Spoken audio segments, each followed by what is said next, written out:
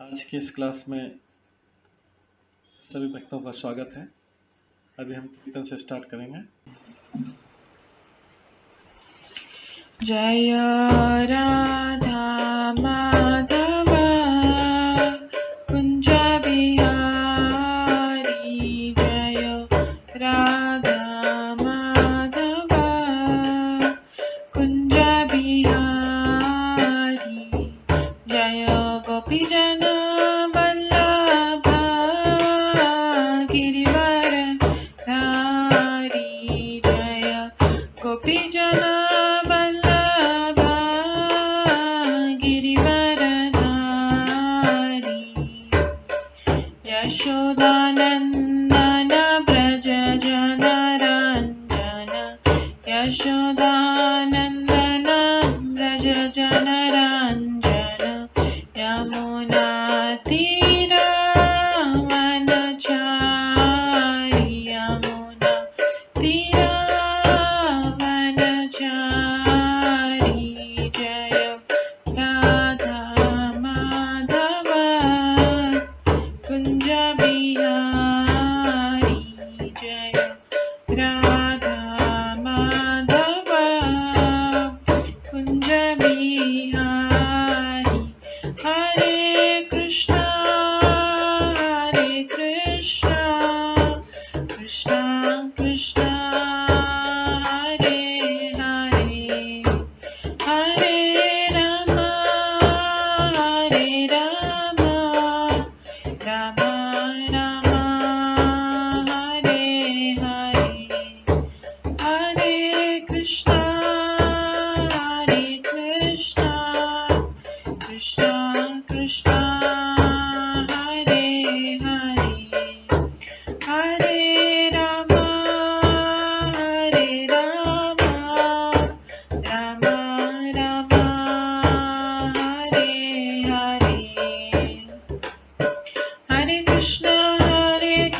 कृष्णा हरे हरे, हरे राम राम राम हरे हरे, हरे कृष्णा कृष्णा कृष्णा हरे हरे, हरे राम राम राम हरे हरे, हरे कृष्णा कृष्णा कृष्णा हरे हरे, हरे राम राम राम हरे हरे, हरे कृष्णा कृष्णा कृष्णा हरे हरे, हरे राम राम राम हरे हरे, हरे कृष्णा कृष्णा कृष्णा हरे हरे, हरे राम राम राम हरे हरे, जय राधा माधव राधे, जय राधा गोविंद राधे, जय गौरनताय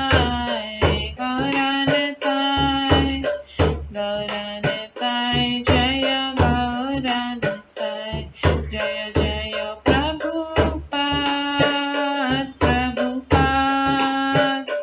प्रभुपाद जय जय प्रभुपाद, जय जय गुरुदेव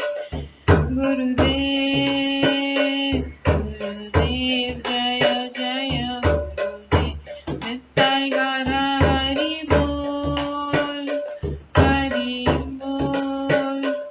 हरि बोल नित्य गौर हरि बोल, गौर प्रेमानंदे हरि हरि बोल। हरे कृष्णा। आज की इस क्लास में सभी भक्तों का स्वागत है। अभी मंगलाचरण से स्टार्ट करेंगे। ॐ अज्ञानतिमिरन्धस्य ज्ञानाञ्जनशलाकया चक्षुरुन्मिलितं येन तस्मै श्रीगुरुवे नमः। श्रीचैतन्यमनोभीष्टं स्थापितं येन भूतले स्वयं रूप कदा मह्यं ददाति स्वपदान्तिकम्। वन्देऽहं श्रीगुरो श्रीयुतपदकमलं श्रीगुरुं वैष्णवांश्च श्रीरूपं साग्रजातं सहगण रघुनाथान्वितं तं सजीवं साद्वैतं सावधूतं परिजनसहितं कृष्णचैतन्यदेवं श्रीराधाकृष्णपादान् सहगण ललिता श्रीविशाखान्वितांश्च। नमो विष्णुपदाय कृष्णपृष्ठाय भूतले श्रीमते भक्तिवेदान्त स्वामिन्निति नामिने। नमस्ते सरस्वती देवे गौरवाणी प्रचारिणे निर्विशेष शून्यवादी पाश्चात्यदेशतारिणे। वाञ्छाकल्पतरुभ्यश्च कृपा सिन्धुभ्येव च पतितानां पावनेभ्यो वैष्णवेभ्यो नमो नमः। जय श्री कृष्ण चैतन्य प्रभु नित्यानंद श्री अद्वैत गदाधर शिवासादि गौर भक्तवृंद।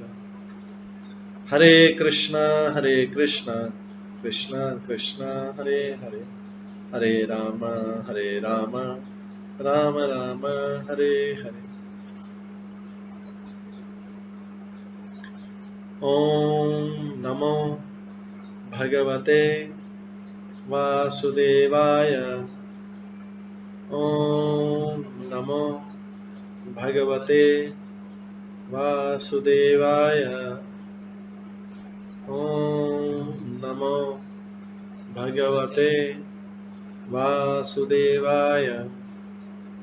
नारायणं नमस्कृत्य नरं चैव नरोत्तमं देवीं सरस्वतीं व्यासं ततो जयमुदीरये। नष्टप्रायेषु भद्रेषु नित्यं भागवत सेवया भगवते उत्तम श्लोके भक्तिर्भवति नैष्ठिकी। कृष्णाय वासुदेवाय देवकी नंदनाय च नन्दगोपकुमाराय गोविन्दाय नमो नमः। सर्ववेदान्तसारमे श्रीभागवतम् इष्यते तद्रसामृतात् नान्यत्र स्याद्रति क्वचित्। आराध्यो भगवान् ब्रजेश तनयस्तनुधाम वृन्दावन रम्या काचिदुपासना ब्रजवधूवर्गेण या कल्पिता। श्रीमद्भागवतं प्रमाणम् अमलं प्रेमकुमार्थमः श्रीचैतन्य महाप्रभुमतम् इदं तत्रादरो न परम्। मूकं करोति वाचालं पङ्गुलङ्घयते गिरिं यत्कृपातमहं वन्दे परमानन्दमाधवम्। हरे कृष्णा।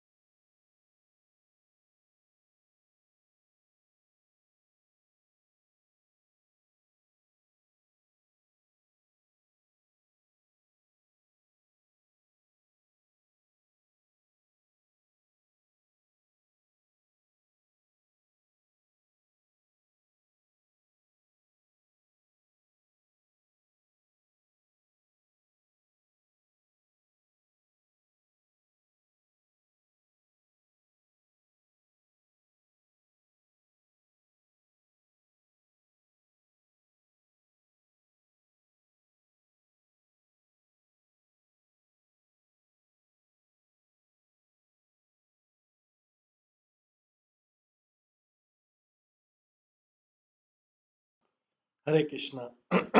आज की इस क्लास में सभी भक्तों का स्वागत है। कल हम श्रवण कर रहे थे 10वें अध्याय के 30वें श्लोक से।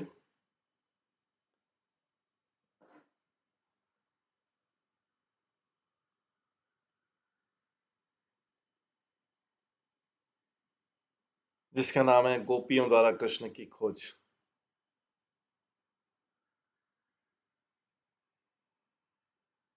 इसमें हमने श्रवण किया था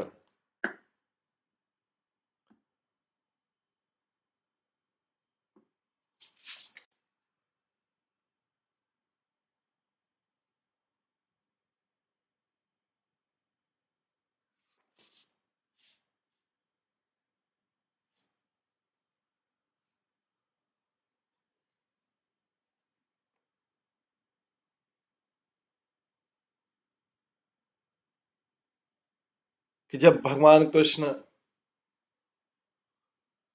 इस तरह एकाएक विलुप्त हो गए, रास नृत्य के बीच में संतर ध्यान हो गए। दो कारण बताते हैं। एक, राधा रानी को प्रसन्न करने के लिए, क्योंकि राधा रानी के साथ भगवान कोई विशेष डांस नहीं कर रहे थे, सारी गोपियों के साथ डांस कर रहे थे। राधा रानी की स्थिति को सारी गोपियों के समान कर दिया था। दूसरा है कि गोपियां भी गर्वित हो चुकी थी। जब भगवान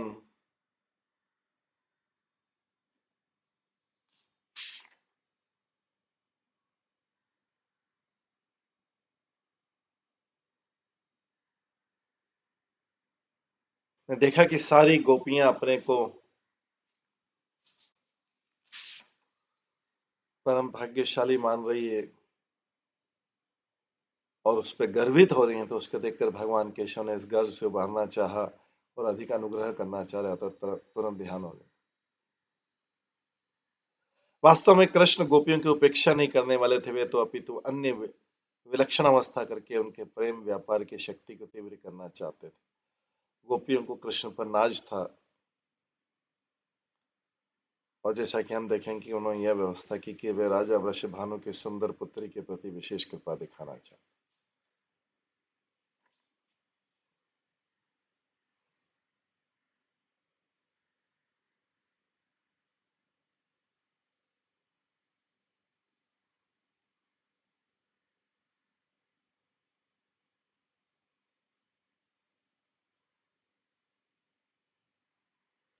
तो जब भगवान कृष्ण इस तरह एकाएक विलुप्त हो गए थे, तो गोपियों ने उन्हें न देख सकने के कारण अत्यंत व्यथित होती, जिस तरह हथिनियों का समूह अपने नर के बिछुड़ जाने पर खिन्न उठता है।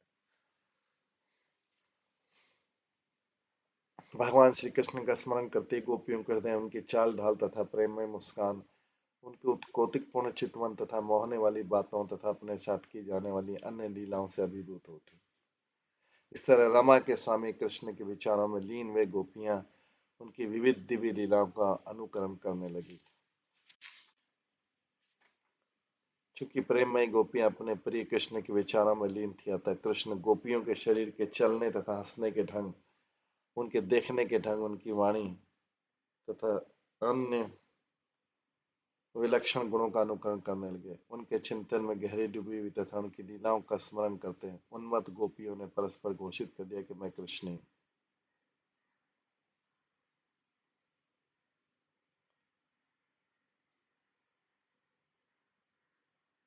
जोर जोर से कृष्ण के बारे में गाती हुई गोपियों ने पगलाई स्त्रियों के झुंड के समान उन्हें वृंदावन के पूरे जंगल में भेजा।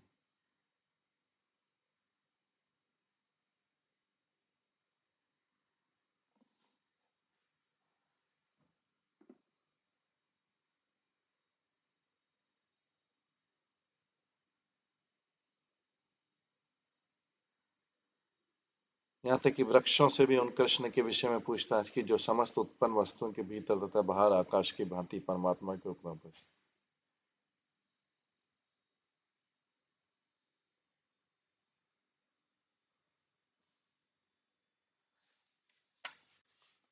गोपियों ने कहा, है अश्वत्थ वृक्ष, हे प्लक्ष, हे न्युग्रोध, क्या तुमने कृष्ण को देखा है? ये नंद नंदन अपनी प्रेम भरी मुस्कान तथा चितवन से हमारे चित्तों को चुरा कर चला गया। फिर गोपियां दूसरे वृक्षों पर जाती है, कुर्बक वृक्ष, क्योंकि उन्होंने सोचा कि ये इनको बड़े वाले वृक्षों का अभिमान है। दूसरे वृक्षों की तरफ गई, बोलती है कुर्बक वृक्ष, है अशोक, है नागकेशर, है पुन्नाग तथा चंपक, क्या इस रास्ते से होकर बलराम का छोटा भाई गया है, जिसकी हंसी समस्त अभिमान करने वाली स्त्रियों के दर्प को होने वाली। इस प्रकार से गोपियों की विरह दशा का श्रवण करने के बाद हम 7वें श्लोक से प्रारंभ करते हैं। आगे किस प्रकार के वृक्षों से पूछती है गोपियां 7वें श्लोक में बताती हैं, कच्चित तुलसी कल्याणी गोविंद चरण प्रिय स त्वा अलीकुले बिभ्रत दृष्टते अति प्रिय अच्युतः।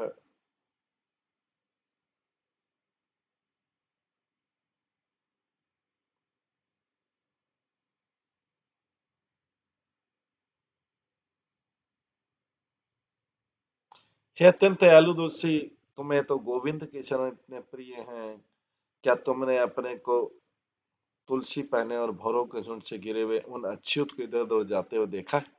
तुलसी से पूछे, दयालु तुलसी।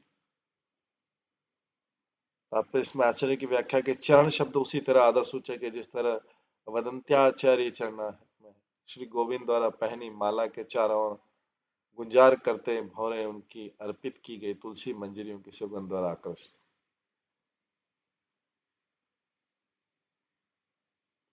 गोपियों के लगा कि वृक्ष नर हैं, इसलिए उन्होंने उत्तर नहीं दिया। तुलसी तो स्त्री है, अतः उनकी दीन दशा पर अवश्य दया करेंगी। ये सोच के अभी गोपियां कृष्ण को ढूंढते ढूंढते तुलसी से पूछती,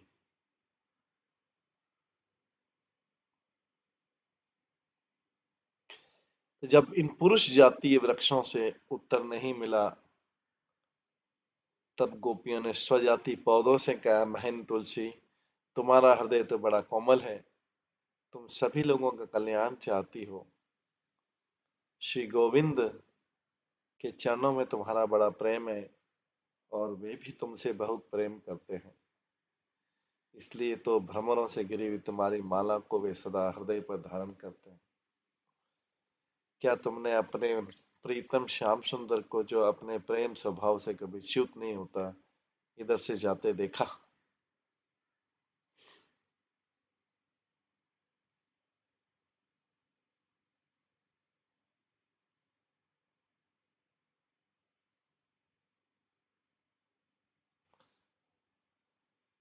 अनुवाद, हे तुलसी, भ्रमरों के साथ ही माला आदि के रूप में जो तुम्हें धारण करते हैं,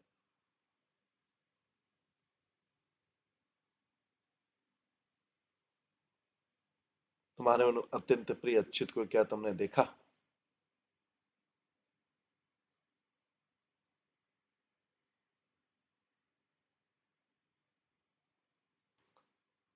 तो जीव गोस्वामी बताते हैं वैष्णव रोशनी में, वृक्ष पुरुष जाति होने के कारण प्राय श्री कृष्ण के पक्षपाती ही होते हैं।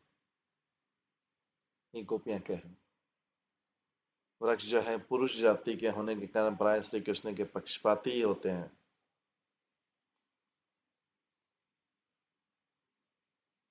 और उस पर भी श्री कृष्ण के प्रति हमारे मान को जानकर ईर्ष्यावश वे हमें हमसे कुछ भी नहीं बोलेंगे।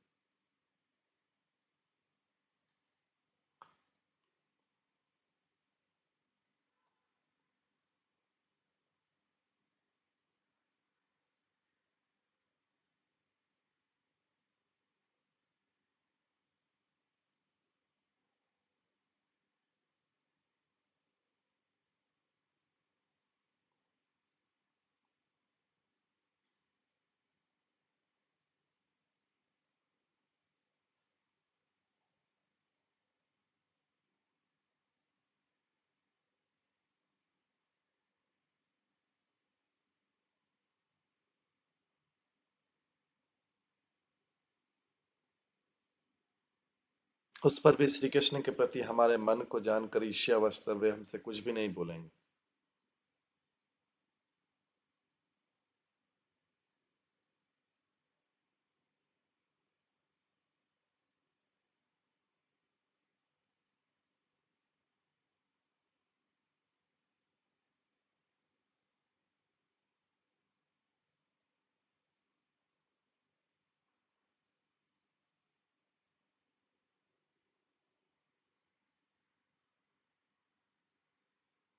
किंतु स्त्री जाति होने के कारण तुलसी हमारा पक्ष लगी, ऐसा सोच कर तथा सदैव श्री कृष्ण के प्रति इसकी जिस प्रकार की प्रीति है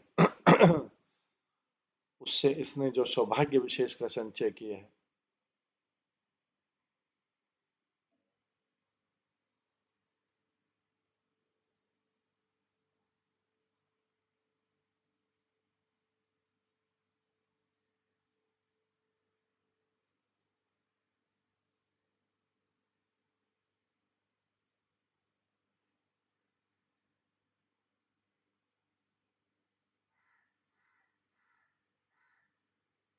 किंतु स्त्री जाति होने के कारण तुलसी हमारा पक्ष लेगी, ऐसा सोचकर तथा सदैव श्री कृष्ण के प्रति इसकी जिस प्रकार की प्रीति है उससे इसने जो सौभाग्य विशेष का संचय किया है।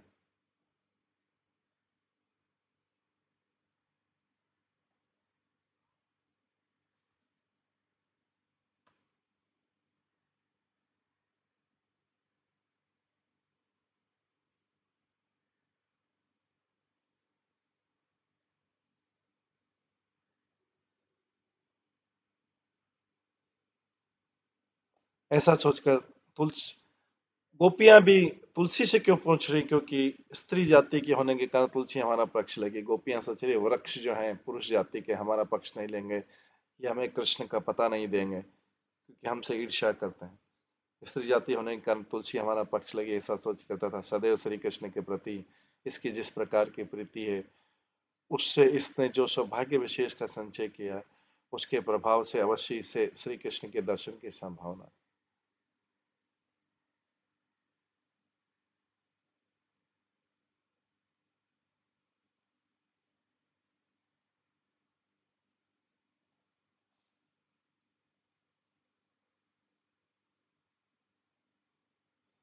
उससे इसने जो सौभाग्य विशेष का संचय किया उसके प्रभाव से अवश्य इसे श्री कृष्ण के दर्शन की संभावना है, ऐसा अनुमान करके गोपियां श्री तुलसी से पूछ रही क्वचित इति है कल्याणी, तुम जगत का मंगल करने वाली और परम सौभाग्यवती हो क्योंकि तुम गोविंद अर्थात गोकुल चंद्र की चरण प्रिय हो। श्रीमद् भागवत में बताया गया लक्ष्मी देवी श्री नारायण के वक्षस्थल में स्थान प्राप्त करने पर भी तुलसी के साथ मिलित होकर श्री कृष्ण की चरण सेवा की लालसा करती, अथवा चरण शब्द यहाँ आदर मात्र का प्रकाशक, जिस प्रकार कहा जाता है कि आचार्य चरण, यहाँ आदर भी गोपियों के दैन्य वस्त्र है।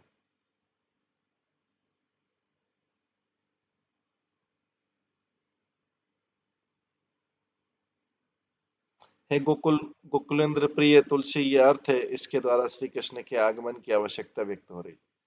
तुलसी के इस प्रकार के प्रिय होने के कारण सह इत्यादि अर्थात भ्रमरों के साथ ही उन्हें धारण करना, इसके द्वारा भी तुलसी की सद्गुणशीलता प्रदर्शित हो रही।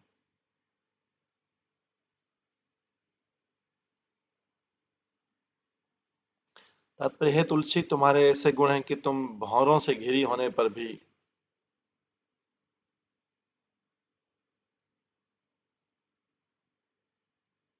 तात्पर्य है तुलसी तुम्हारे ऐसे गुण हैं कि तुम भौरों से घिरी होने पर भी अच्युत उन भौरों की बाधा सहन करके भी तुम्हें वक्षस्थल पर धारण कर।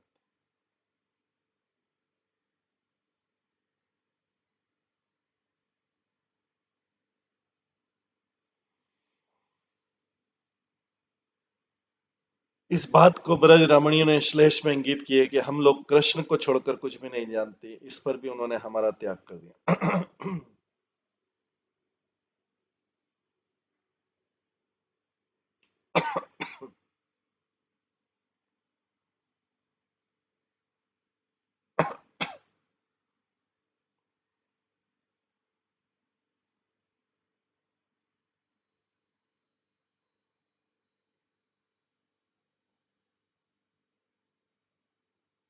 अतः श्री कृष्ण हम लोगों का परित्याग करके तुलसी के प्रति आसक्त हो गए हैं तथा उसके द्वारा भावों का भी निवारण नहीं कर रहे हैं।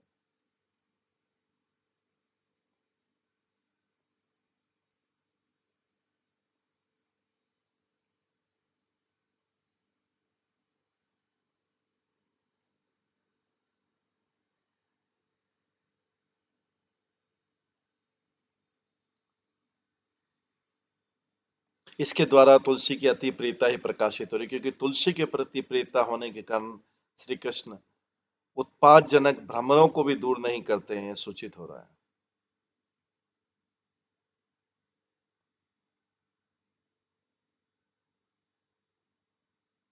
प्रमत्त भवनों की झंकार के कारण श्री कृष्ण का छिपना असंभव, ऐसा होने पर भी वे भवनों को दूर नहीं कर रहे हैं। अतः तुलसी प्रियता के आकर्षण वास्ते वे अवश्य तुम्हारे निकट आए होंगे।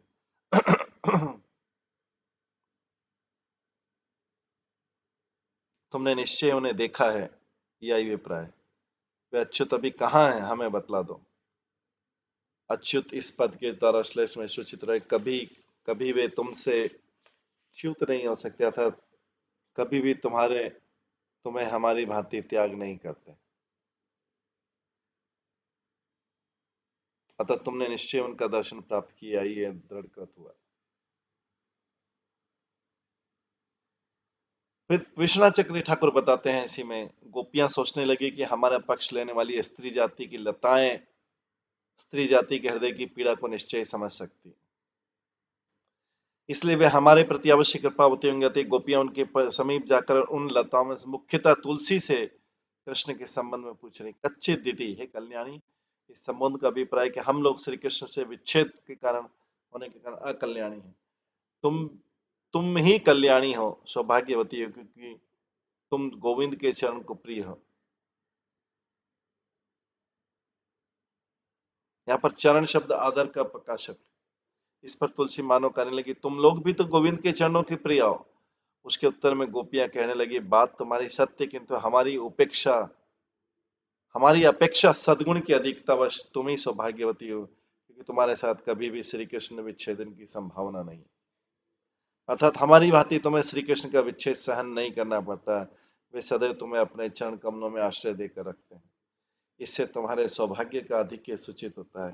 ये तुलसी, वे तुम्हें भ्रमरों के साथ वक्षस्थल भी में भी धारण करते हैं। भ्रमरों के साथ इस वचन का ध्वनित अर्थ है कि तुलसी, तुम असाधारण सद्गुणों से संपन्न हो, इसलिए श्री कृष्ण शत भ्रमरों के उद्वेग को सहन करके भी तुम्हें वक्षस्थल पर धारण करते।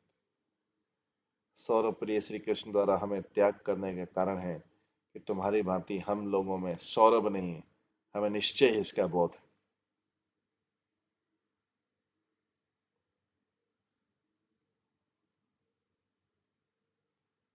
तो तुलसी को बोलते हैं, गोपिया तुम असाधारण गुणों संपन्न हो, इसलिए कृष्ण 100% भ्रमरों के उद्वेग को सहन करके भी तुम्हें वक्षस्थल पर धारण करते हैं।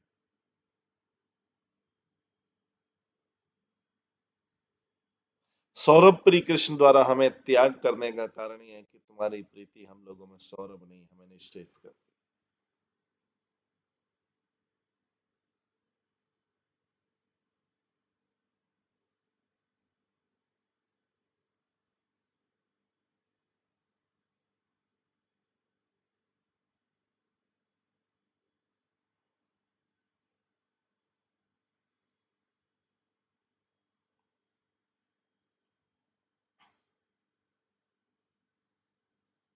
इसके पश्चात 8वें श्लोक में गोपियां, अभी जब तुलसी से भी कोई रिप्लाई नहीं आया,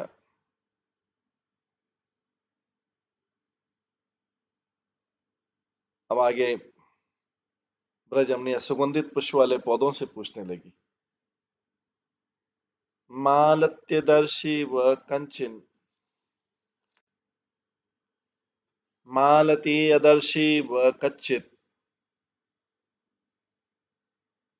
मल्लिके जाति यूथिके,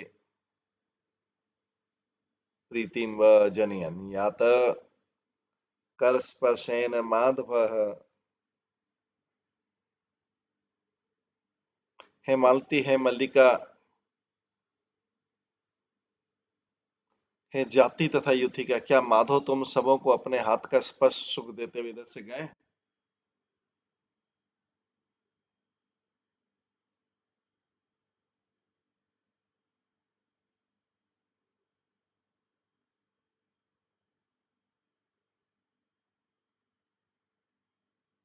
हे मालती, हे मल्लिका, है जाति तथा युथिका, क्या माधव तुम सबों को अपने हाथ का स्पर्श सुख देते इधर से गए हैं? तात्पर्य, जब तुलसी तक ने गोपियों को उत्तर नहीं दिया तो वे सुगंधित चमेली के पुष्पों के पास पहुंची।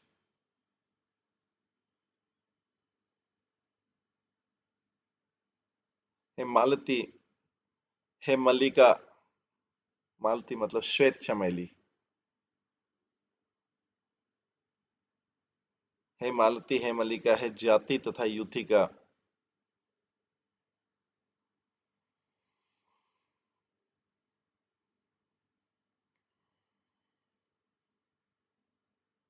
ये सब चमेली की वैरायटी।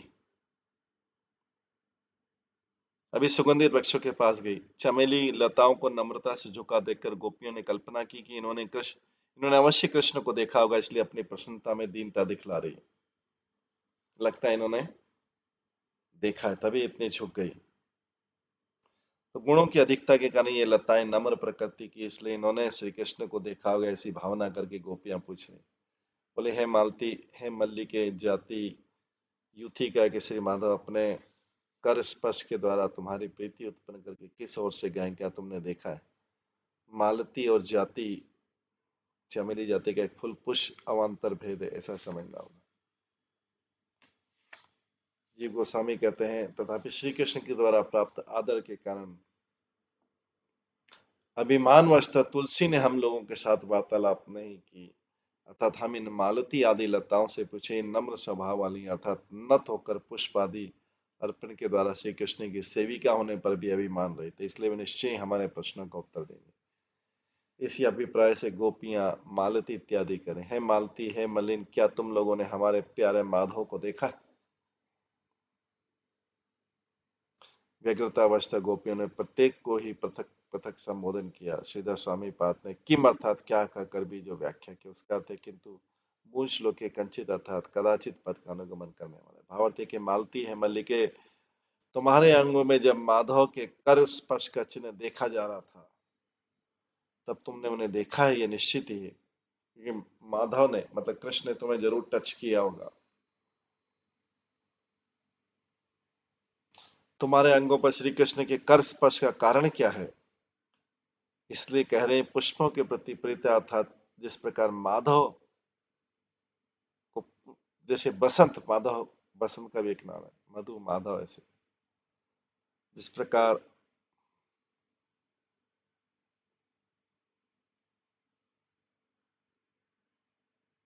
माधव को पुष्प प्रिय है, उसी प्रकार माधव को भी मतलब कृष्ण को भी पुष्प प्रिय है। इसलिए उन्होंने स्वयं अपने श्री हाथों से तुम्हारी शाखाओं के अग्रभाग से उत्कृष्ट पुष्प चयन किए हैं तथा उसी प्रकार तुम्हारी प्रीति उदित कर अर्थात चले गए। उनके चले जाने से तुम्हारा और हमारा दुख समान होने के कारण तुम्हारे द्वारा हमें उनके विषय में बोलना उचित ही। जैसे लगता है तुमको भी स्पर्श करके चले गए, तुम्हारी भी दशा हमारे जैसी है, तो तुमसे बात करना उचित है। अर्थात माधव जिस प्रकार तुम्हारे अंगों का स्पर्श कर न जाने कहाँ चले गए, उसी प्रकार हम लोगों को भी दुख के सागर में डुबा कर न जाने कहाँ चले गए। इस प्रकार पुष्पनी दासियों के अंगों में श्री कृष्ण के नख, क्षता आदि चिन्हों की सूचना के द्वारा गोपी प्रायुक्त परिहास। तो लगता है तुमको भी जो है तुम्हारे नाखून कृष्ण के हाथ लगे हैं, नाखून। हम भी दुखी हैं, तुम भी दुखी। के बाद विश्वनाथ चक्रवर्ती ठाकुर बोलते हैं, अहो ये तुलसी अपने सौभाग्य गर्व से उन्मत्त होकर हमें देख भी नहीं सकी। हम लोग तो ऐसे सौभाग्य रहे थे, इसलिए हम लोगों के प्रति सपत्नी भाववश तुलसी श्री कृष्ण की बात जाने पर भी हमें नहीं बतलाएंगे। ऐसी भावना करके गोपियां मालती जाति मतलब चमेली, मालती, मल्लिका, युथिका आदि पुष्पलताओं के निकट जाकर पूछती,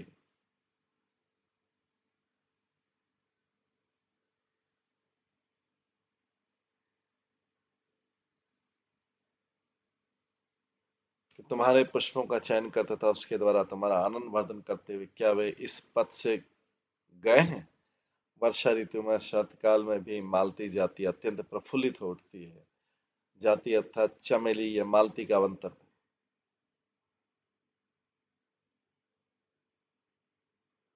तो अभी ढूंढ रही कृष्ण को, सबसे पूछ रही अलग अलग। पहले एक प्रकार के ऊंचे वृक्षों से पूछा, फिर दूसरे प्रकार के वृक्षों से पूछा,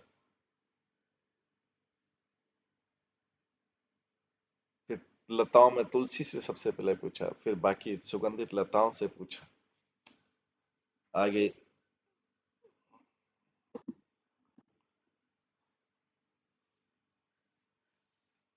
गोपियां कहती हैं, च्युतः प्रियाला मनसासन को विदारा, जम्बुआर्क बिल्वा बकुलाम कदम नीपा, ये अन्य परर्थ भवकाय मनापकूला, शशंस्तु कृष्ण पदवीं रहितात्मनः।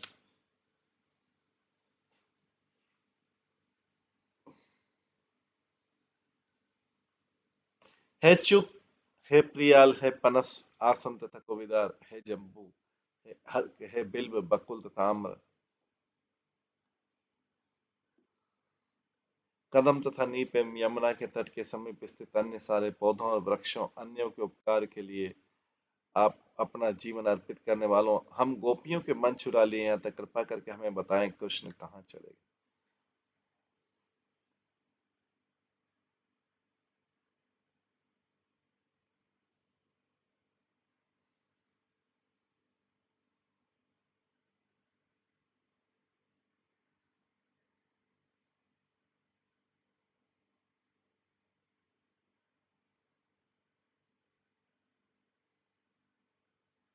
तात्पर्य श्री जीव गोस्वामी ने, च्युत एक आम की लता है, आम की लता है, जबकि आम्र जो है आम का वृक्ष।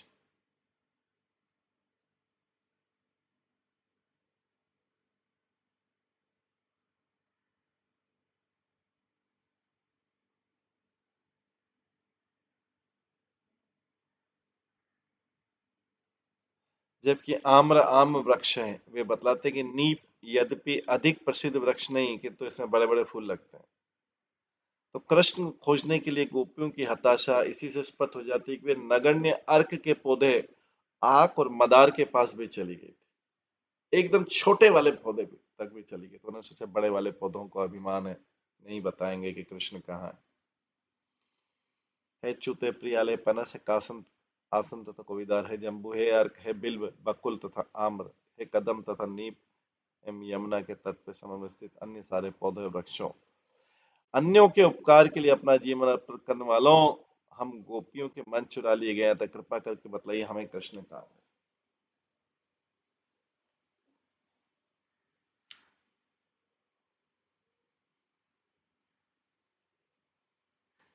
श्री विश्वनाथ चक्रवर्ती ठाकुर वृंदावन के वृक्षों के विषय में जानकारी देते हैं कि नीप धूसर कदम है। नीप भी कदम का एक वैरायटी है, उसके फूल बड़े होते हैं, कदम के फूल छोटे होते हैं, अतः उनमें अति मधुर सुगंध रहती है। तो कोविदार एक विशेष प्रकार का कांचनार है, यद्यपि अर्क अत्यंत तुच्छ पौधा है, किंतु सदैव गोपीश्वर वृंदावन जंगल में शिव की मूर्ति के निकट उगता है, क्योंकि उन्हें प्रिय है अर्क।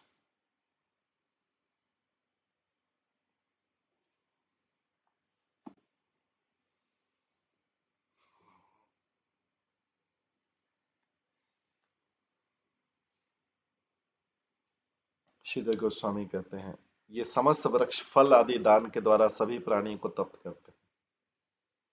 इन्होंने श्री कृष्ण को देखा, ऐसा विश्वास करके गोपियां पूछ रहे हैं, च्यूत इत्यादि जिस प्रकार च्यूत और आम में अवान्तर जाति भेद है, उसी प्रकार कदम और नीप पे भी भेद है। ये च्यूतादि अन्य समस्त वृक्षों दूसरों का उपकार करने के लिए तुम लोग वृक्ष का जन्म ग्रहण कर यमुना कुल के समीप आश्रय लेकर तीर्थवासी हो गए। हम आत्मा हराए, हमारा हृदय शून्य गया, श्री कृष्ण किस पद से गए हैं बतला दो।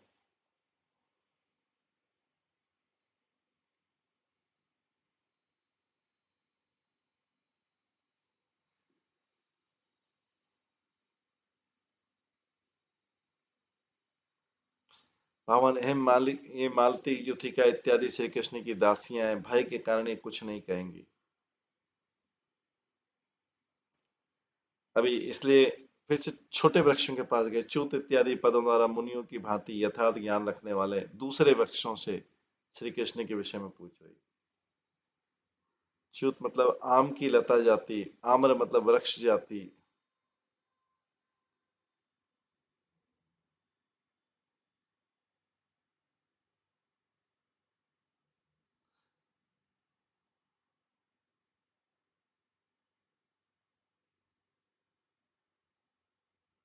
नीप धूलि कदम, नीप मतलब धूलि कदम, इन इन इनके पुष्पों में पराग अधिक होता है और आकार में भी बड़े रहते हैं।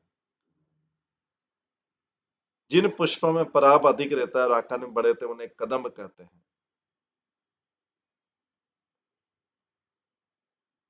और प्रियाल जो वृक्ष का नाम है, प्रियाल का बीज चारू बीज के रूप में प्रसिद्ध है, खाया जाता है। पनस जो कंटक फल, कटहल। असन मतलब पीतशाल। कोविदार मतलब रखिए, विंध्याचल आदि देश में कोई लाभ नाम से प्रसिद्ध है। कांचनार की भांति, कांचनार का भेद है। अर्क, ये अर्क के अति निकृष्ट होने पर भी इसके निकट जिज्ञासा करने से ब्रज देवी की उत्कंठा की अधिकता स्पष्ट होती है। इस प्रकार गोपियां प्रत्येक वृक्ष का नाम ग्रहण कर श्री कृष्ण के विषय में पूछ रही, अर्थात श्री कृष्ण किस पथ से गए ये बतला रही।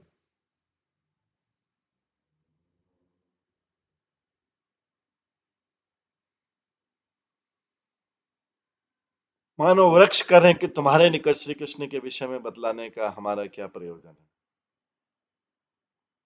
इसके लिए करें परार्थ भाव का, अर्थात दूसरों का उपकार करने के लिए तुम लोगों का जन्म हुआ है। मूल में परार्थ भाव का पाठ है। श्री श्रीधर स्वामी के मत से भाव का है बहुब्री समास के क से विपूर्वक ती का अक्षर ई कार्युक्त पाठ। दूसरे के उपकार के लिए इन समस्त वृक्षों का जन्म हुआ है। उस पर भी तपस्या के कारण यमुना के उपकूल में आश्रय लेने से ये तीर्थवासी हो गए हैं सारे वृक्ष। इसलिए सत्यवादी कृपालु होने के कारण सत्य बोलेंगे, वंचना नहीं करेंगे, झूठ नहीं बोलेंगे।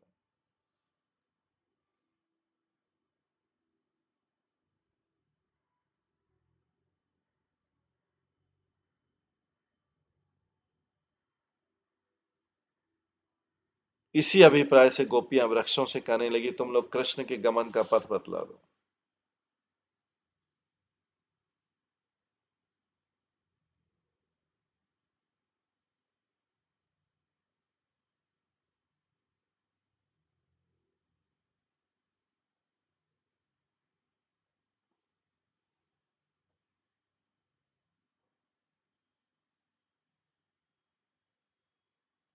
इसी अभिप्राय से गोपियां वृक्षों से कहने लगी, तुम लोग कृष्ण के गमन का पथ बतला दो।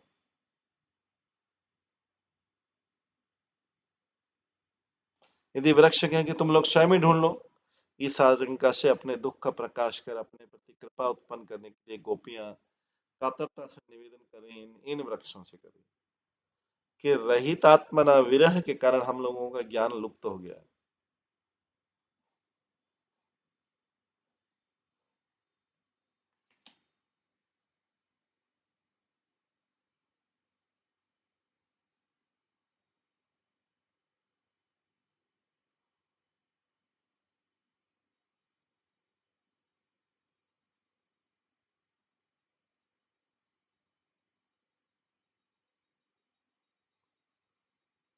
अतः मृत प्राय हम लोग स्वयं ढूंढने में समर्थ नहीं, अभिप्राय।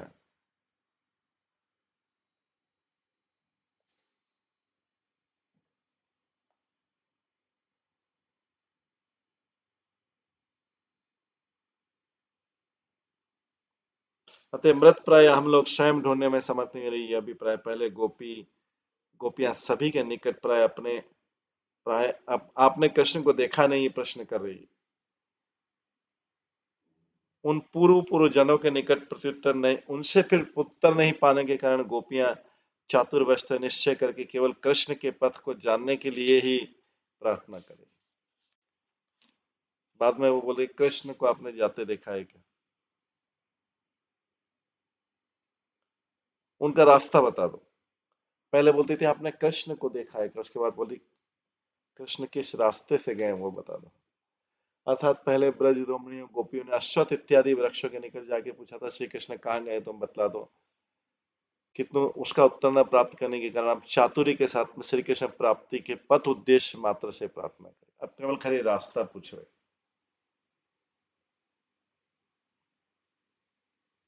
विश्वनाथ चक्रवर्ती ठाकुर बोलते हैं, अहो ये अपनी सपत्नी तुलसी और श्री कृष्ण के भय से उनके विषय जाने पर भी हमें नहीं बतलाएंगी, ये जो और इन परतंत्रा मालिका इत्यादि के निकट पूछने से हमें कोई लाभ नहीं होगा। ऐसी भावना कर गोपियों ने आम और कटल आदि वृक्षों के निकट गमन किया तथा इन वृक्षों को देखकर वे सोचने लगी, यमुना जी के तट पर तीर्थवासी होकर स्पंद रहित रूप में अवस्थान कर रहे हैं, जिससे बोध हो रहा है कि ये श्री विष्णु के स्मरण में ही रत है, अतः ये लोग कभी भी झूठ नहीं बोलेंगे। ऐसा विश्वास करके गोपियां च्यूत इत्यादि गाने लगी। च्यूत मतलब लता जाति का आम तथा आम वृक्ष जाति का। कदम छोटे पुष्प होने पर भी अधिक सुगंधित होते हैं। प्रियाल ये एक प्रकार का साल वृक्ष। आसन मतलब पीतशाल। कोबीदार मतलब एक प्रकार का कांचन वृक्ष, कटल। एक प्रकार कांचन वृक्ष कटल का लगे। अर्क मतलब आनक आकंद। ये निकृष्ट वृक्ष होने पर भी गोपेश्वर का प्रिय होने के कारण सदा उनके समीप वर्तमान रहता है। इस प्रकार नारियल गुवाक आदि वृक्षों के निकट भी प्रार्थना करें कि श्री कृष्ण किस ओर गए, कृपा करके उनके जाने का रास्ता बतला दें। उनके विरह में हमारा चित्त शून्य हो गया है। यदि वृक्ष कहें कि तुम्हें ये बात क्यों बतलाएं, इस प्रश्न की आशंका करके गोपियां करी, परार्थ भव का दूसरों के उपकार के लिए ही तुम्हारा जन्म हुआ है, तो तुम लोग यमुना के उपकुल में वास करने के कारण तीर्थवासी हो, अतः हमारे निकट तुम अवश्य ये बात कहो।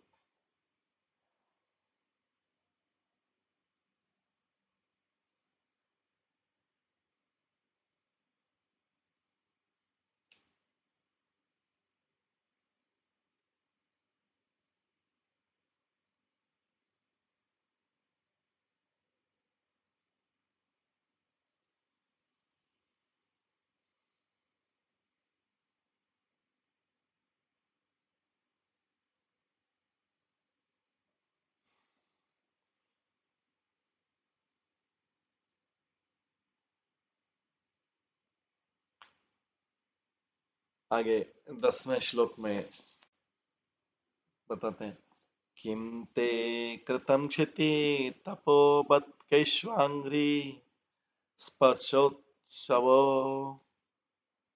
स्पर्शोत्सवोत्पुलकितरङ्गरुहे विभासि अपि अङ्घ्रि सम्भवौरुक्रम विक्रमात् विक्रमात् वा आहो वराह वपुष परिरंभणेन। हे माता पृथ्वी, आ, आपने, अब किससे पूछते, पृथ्वी से पूछते हैं, हे माता पृथ्वी, आपने भगवान केशव के चरण कमलों का स्पर्श पाने के लिए कौन सी तपस्या की है।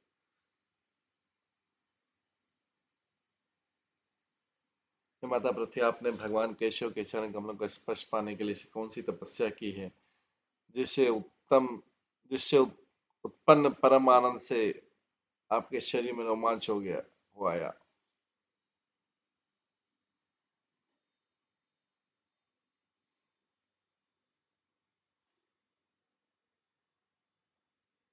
हे माता पृथ्वी, आपने भगवान केशव के चरण कमलों का स्पर्श पाने के लिए ऐसी कौन सी तपस्या की, जिससे उत्पन्न परम आनंद से आपके शरीर में रोमांच हो आया। इस अवस्था में आप अति सुंदर लग रही हैं।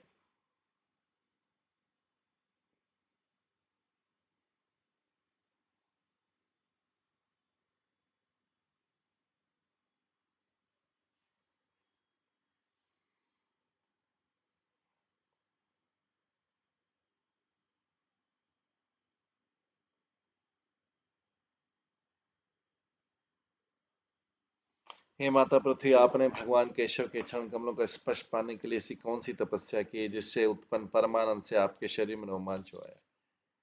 इस अवस्था में आप अति सुंदर लग रही हैं।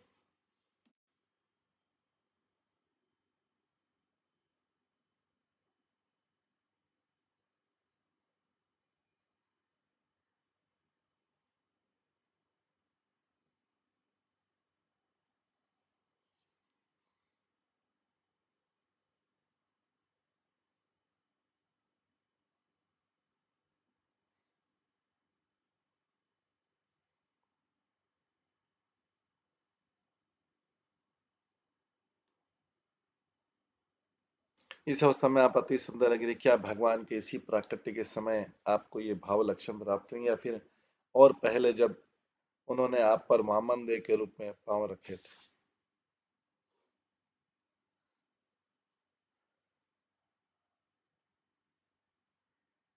तो पृथ्वी से बोलते हैं, क्योंकि पृथ्वी पे तो भगवान ने चरण कमल रखे थे, इसलिए उनसे ढूंढेगी, वो पता बता देगी कि कहाँ किस रास्ते से गए। तो माता पृथ्वी, आपने भगवान केशव के चरण कमलों का स्पर्श पाने के लिए कौन सी तपस्या की जिससे उन पद परम आनंद से आपके शरीर में रोमांच पाए?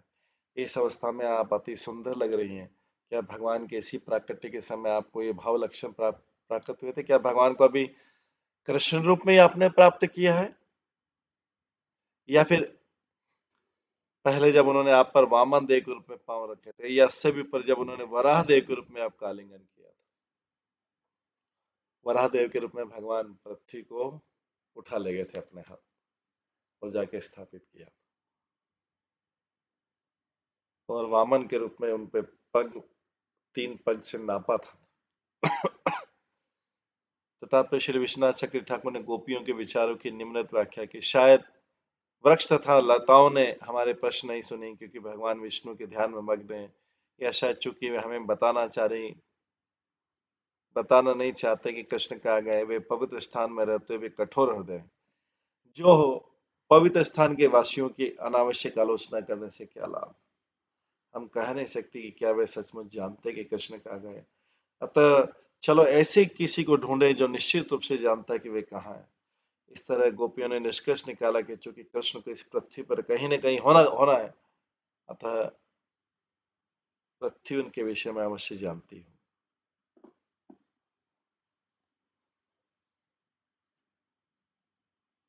जब गोपी ने सोचा चूंकि कृष्ण सदैव पृथ्वी पर विचरण करते हैं, अतः पृथ्वी उनसे कभी विलग नहीं होती।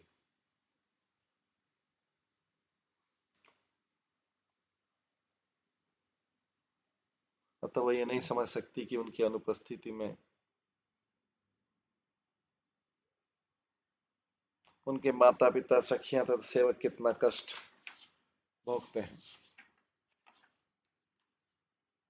तो चलो उससे पूछते हैं कि उसने भगवान केशव के चरणों में निरंतर स्पर्श के सौभाग्य को पाते रहने के लिए कौन सी तपस्या की।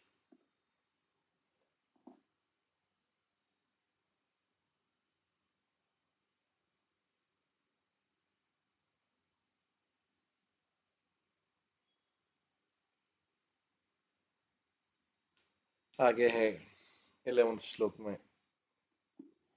इससे पहले हम आचार्यों की व्याख्या पढ़ते हैं 10वें श्लोक में। श्री स्वामी कहते हैं, पृथ्वी देवी, तुमने कौन सी तपस्या की जिसके फलस्वरूप तुम केशव के चरण कमलों स्पर्श रूपी उत्सव से उत्पन्न आनंद से रोमांचित होकर शोभित हो रही हो? इसी को गोपियां विशेष भाव से पूछ रही हैं। क्या ये आनंद क्या श्री केशव के चरण कमलों के एक भाग से स्पर्श आपको मिल रहा है पृथ्वी देवी, अथवा न केवल वही अपितु पूर्व में भी वामन देव के त्रिविक्रम चरणों द्वारा तुम्हें पूर्ण रूप में नापे जाने के कारण है? अतः न केवल वही अपितु उससे भी पूर्व वराह देव के आलिंगन से उत्पन्न, क्योंकि वराह देव ने भी पृथ्वी को उठाया था। जब तुम इस प्रकार के सौभाग्य के अधिकारी नहीं हुई थी, तो तब तुमने निश्चय ही श्री केशव जी का भी दर्शन प्राप्त किया होगा।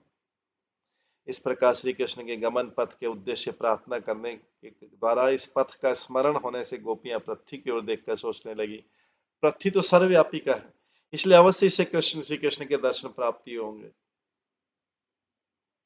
इससे विशेषतः पृथ्वी पर स्निग्ध दुर्वा अंकुर आदि के उद्गम को पृथ्वी के पुलक समूह समझकर तथा श्री कृष्ण के चरण कमलों के स्पष्ट रूपी उत्सव से उदित आनंद से ही उस पुलक की सराहना कर पृथ्वी की सर्वापेक्षा उत्कृष्ट सूचित करते हुए गोपियां इस पृथ्वी के सर्वाधिक सौभाग्य का वर्णन करती। हे पृथ्वी देवी, तुमने किस प्रकार की तपस्या का अनुष्ठान करके इस प्रकार के सौभाग्य को प्राप्त किया? अपि अंग्री संभव, चरण कमल के स्पर्श उत्पन्न होने वाला यह उत्सव अपि किम, अर्थात तुम्हारे आनंद उत्सव क्या श्री कृष्ण के चरण कमलों के स्पर्श ही प्रकाशित हुआ है? पृथ्वी आनंदित दिख रही, तो पूछती कि जो आपको आनंद मिल रहा है, ये श्री कृष्ण चरण कमल रखे थे इधर, तो फिर कहाँ गए, किस रास्ते पे गए? अथवा त्रिविक्रम मतलब वामन देव जी तीनों लोगों को आक्रमण करने के लिए विष्णु ने जब वामन मूर्ति धारण करके परमेश्वर का प्रकाश कर पद विक्षेप से तीनों लोगों को नापते हुए तुम्हारे अंगों पर चरण स्थापित किए थे, तो उनके चरण स्पर्श ही क्या तुम्हारा ऐसा आनंद उत्सव हो रहा है? किंतु उस समय तुम्हारी ऐसी पुलक रूपी शोभा विशेष नहीं थी, अथवा मात्र पाद स्पर्श नहीं, अपितु तुम्हारे उद्धार के लिए महावराह मूर्ति प्रकट करने वाले भगवान से साक्षात स्पर्श का आलिंगन करने के कारण तो कहीं ये पुलक उदित नहीं है, क्योंकि वरा ने भी उठाया था पृथ्वी। तो पृथ्वी तुम इतनी खुश दिखाई दे रहे हो, तो ये भगवान, हमें भी भगवान के जाने का रास्ता बता दो।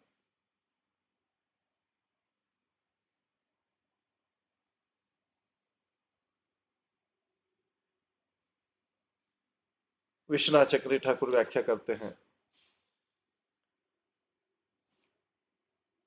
कि जब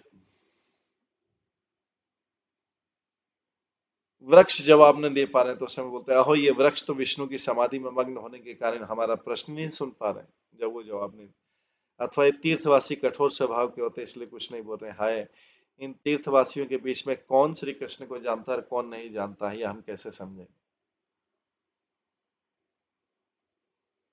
अतः अनिश्चित तत्व है, इसलिए हम व्यर्थ ही क्यों तीर्थवासियों की निंदा कर रहे हैं?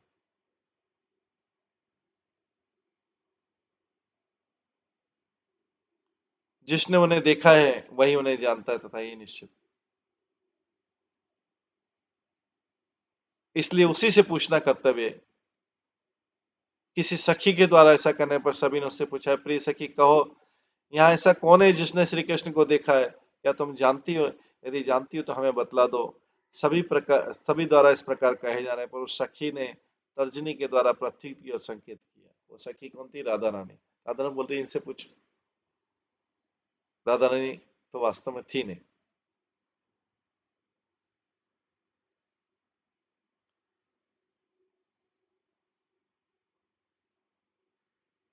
श्री कृष्ण कहीं भी क्यों न जाए, वे इस पृथ्वी पर नहीं, इस पृथ्वी के साथ भी उनका विच्छेद नहीं होता। श्री कृष्ण के पितृवर्ग, माता पिता आदि को, सखाओं को, प्रेयसी को, दासों को भी कभी न कभी उनके विच्छेदन का दुख भोग पड़ना पड़ता है, किंतु पृथ्वी कभी भी श्री कृष्ण कभी नहीं होता, क्योंकि भगवान पृथ्वी के ऊपर स्पर्श कर।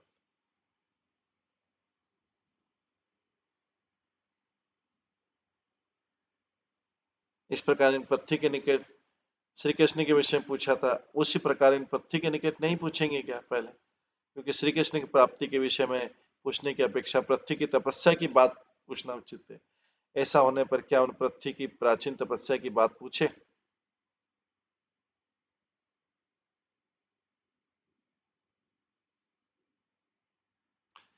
पृथ्वी जो है, भगवान से विरह नहीं, कभी उसका विरह नहीं होता है, उसको पता ही नहीं विरह क्या होता है, इसलिए पृथ्वी धन्य है। अतः पहले जिस प्रकार हमने सबसे कृष्ण के विषय में पूछा था, उस प्रकार हम पृथ्वी से नहीं पूछेंगे, क्योंकि श्री कृष्ण प्राप्ति के विषय में पूछने की अपेक्षा पृथ्वी की तपस्या की बात पूछना उचित है। ऐसा होने पर क्या उन पृथ्वी की प्राचीन तपस्या की बात पूछें, जिस तपस्या के फल से उसे श्री कृष्ण विरह का दुख भोगना ही नहीं पड़ता? उस तपस्या का आचरण करने से हमें भी श्री कृष्ण का अत्यंत विरह दुख भोगना नहीं पड़ेगा, इसलिए हम उनसे तपस्या के संबंध पूछते हैं। इस प्रकार विचार करके गोपियां पृथ्वी से उनकी तपस्या की बात पूछ रही हैं। पृथ्वी देवी, तुमने ऐसी कौन सी तपस्या की है जिससे तुमने श्री केशव के चरण कमलों के स्पर्श रूप महाउत्सव को भोग करने का सौभाग्य प्राप्त किया है? तुम्हारे उस आनंद उत्सव को हम स्निग्ध तृणांक उनके उदित होने के छल से पुलकित तुम्हारी देह की देखकर समझ गई। श्री कृष्ण कभी भी तुम्हें छोड़कर नहीं रह सकते, वे कहीं भी रहें अथवा गमन करें, तुम उनके चरणों का स्पर्श करती ही रहती। इस प्रकार दिन रात तुम श्री कृष्ण के संग सुख का उपभोग करती है, इसलिए हमारी अपेक्षा तुम अत्यंत सौभाग्यवती हो। अतः तुम्हारी तपस्या क्या है पृथ्वी देवी, जिसके कारण तुम्हें हमेशा श्री कृष्ण के चरण कमलों का स्पर्श प्राप्त? हम लोग विरहणी हैं, ऐसा सौभाग्य प्राप्त नहीं कर सकती। तुम्हारी इस तपस्या के विषय में सुनकर कृतार्थ हो जाएंगे। पृथ्वी को उत्तर रही देख गोपियां स्वयं ही पृथ्वी के पूर्व इतिहास का स्मरण करके पूछने लगी कि जब भगवान वामन देव ने त्रिविक्रम के रूप में तुम्हारे अंगों पर चरण स्थापन किया था, तब उन चरण कमलों का धारण करने से महाभारत शरण रूप तपस्या के द्वारा क्या तुम्हें यह श्री कृष्ण का चरण स्पर्श का सौभाग्य प्राप्त हुआ? क्या अभी श्री कृष्ण से जा रहे हैं कि तुमने जब श्री कृष्ण वामन देव के रूप में आए थे, उन्होंने तुम्हारे चरणों में पूरा भार डाला था, उसका भार तुमने सहन किया था? या उससे भी पहले वराह मूर्ति के साक्षात वराह मूर्ति भगवान ने पृथ्वी को उठाया था, ऐसा आलिंगन किया था? साक्षात दृढ़ आलिंगन से उदित पीड़ा प्राप्ति रूप तपस्या के फल से सौभाग्य प्राप्त।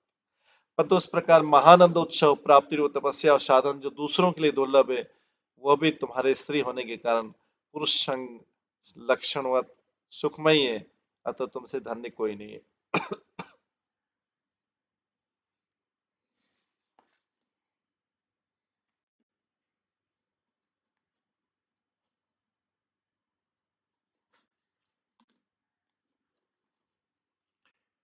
इस प्रकार गोपियां भी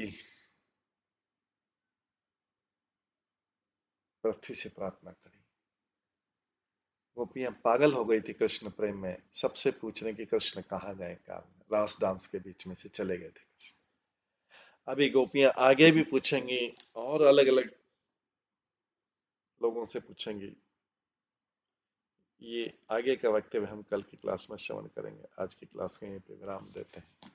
सभी भक्तों का बहुत बहुत धन्यवाद। सब भक्तों के लिए एक बार हरे कृष्ण महामंत्र का जप। हरे कृष्णा कृष्णा कृष्णा हरे हरे, हरे राम राम राम हरे। श्रीमद् भागवतम महापुराण की जय। शील प्रभुपाद की जय। सभी भक्तगणों की जय। हरे कृष्णा।